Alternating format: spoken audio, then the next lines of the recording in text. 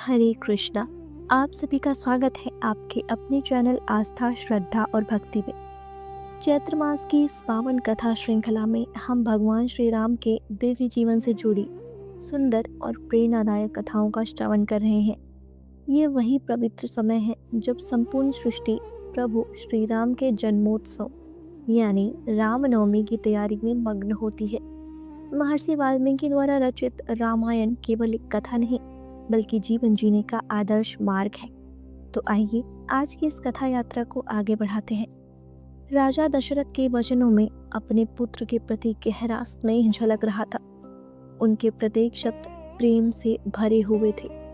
लेकिन जब महर्षि विश्वामित्र ने यह सुना तो वे अत्यंत क्रोधित हो उठे।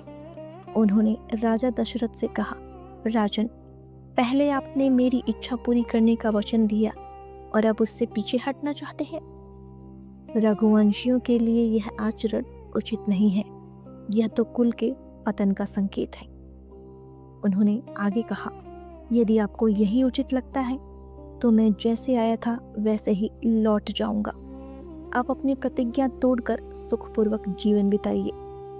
महर्षि विश्वामित्र के इस क्रोध से पूरी पृथ्वी कांप उठी और देवताओं के मन में भी भय उत्पन्न हो गया।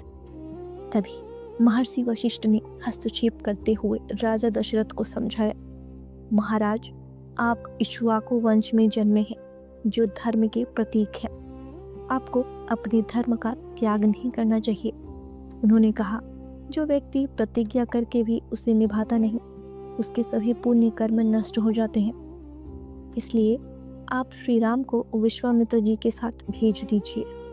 उनकी रक्षा स्वयं महर्षि करेंगे। फिर महर्षि वशिष्ठ ने विश्वामित्र जी की महानता का वर्णन करते हुए कहा कि वे सभी दिव्य अस्त्र शस्त्रों के ज्ञाता हैं और उनकी शक्ति अतुलनीय है। यह एक बहुत महत्वपूर्ण सीख मिलती है कि आध्यात्मिक मार्ग में प्रतिस्पर्धा नहीं होती बल्कि सहयोग और एक दूसरे का सम्मान होता है।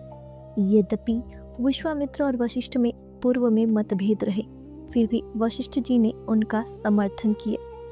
इन वचनों को सुनकर राजा दशरथ का मन शांत हुआ और उन्होंने श्री राम को भेजने का निर्णय लिया। उन्होंने लक्ष्मण सहित श्री राम को बुलाया।